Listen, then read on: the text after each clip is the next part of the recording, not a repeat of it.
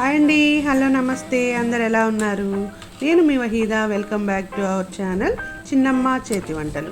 ఈరోజు మీ అందరికీ ఒక టేస్టీ బ్రేక్ఫాస్ట్ ఐటెం చూపిద్దామని వచ్చేసాను.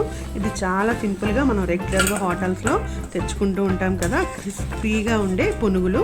ఈ పునుగులు మనం ఇంట్లోనే ఇడ్లీ పిండి ఉంటే చాలు, చాలా టేస్టీగా రెడీ చేసేసుకోవచ్చు.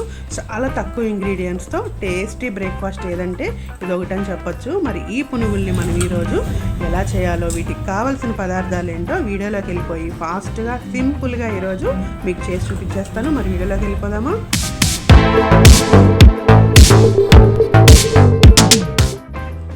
ముందుగా నేను ఇడ్లీ పిండి తీసుకున్నాను. మనం ఇంట్లో రెగ్యులర్గా ఇడ్లీ పిండి తయారు చేసుకుంటూ ఉంటాం కదా, దోశపిండి, ఇడ్లీ పిండి. ఆ ఇడ్లీ పిండిని ఒక కప్పు తీసుకొని అందులో సరిపడినంత మైదా వేసుకోండి. మరీ ఎక్కువ వేయకండి, సాగుతాయి. అందుకని ఒక కప్పుతో చిన్న కప్పు వేసుకొని ఉల్లిపాయలు ఒక రెండు మూడు పచ్చిమిర్చిని తీసుకొని ఇలా సన్నగా తురుముకోండి. ఇలా కట్ చేసుకొని మొత్తాన్ని ఆ పిండిలో యాడ్ చేసేసుకోండి. పచ్చిమిర్చి మీకు ఇష్టమైతే యాడ్ చేసుకోండి, లేదంటే స్కిప్ చేసేయండి. కరివేపాకు ఒక 2 రెమ్మలు తీసుకొని సన్నగా తురిమి వేసేసుకోండి. ఉప్పు రుచికి సరిపడా వేసుకోండి. సోడా ఉప్పు ఒక 1/2 టేబుల్ స్పూన్ వేసుకోండి. అలాగే జీలకర్ర 1 టేబుల్ స్పూన్ వేసుకోండి. ఇప్పుడు ఈ మొత్తాన్ని ఉండలు లేకుండా మొత్తాన్ని కలిపి పక్కన పెట్టుకున్నాము. చూసారు కదా, ఇలా ఏమాత్రం ఉండలు లేకుండా స్మూత్గా మనకి బ్యాటర్ ఇలా ఉండేటట్టు కలుపుకోండి. మరీ పలుచగా చేయకండి, అలా అని మరీ తిక్కుగా కూడా అక్కర్లేదు. ఇలా ఉంటే సరిపోతుంది. చూసుకొని మీరు మైదా యాడ్ చేసుకోండి.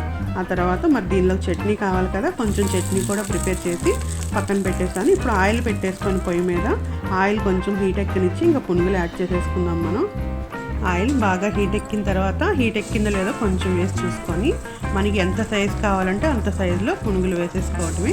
హోటల్ స్టైల్లో కావాలనుకుంటే కొంచెం పెద్ద సైజు వేసుకోండి. నేను అన్నీ ఇలా పెద్ద సైజు పునుగులే వేసాను. మనం మొత్తం ఇలా వేసేసుకుందాము.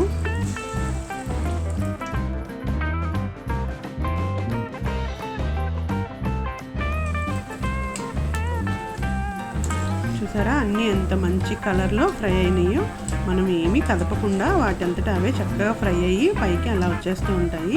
పిండి పర్ఫెక్ట్గా కలుపుకుంటే పునుగులు ఈ మంచి కలర్లో ఇలా వస్తాయి. ఇలాగే మిగతావి కూడా మొత్తం వేసేసుకొని అన్నీ ఒక బౌల్లోకి తీసేసుకున్నాము.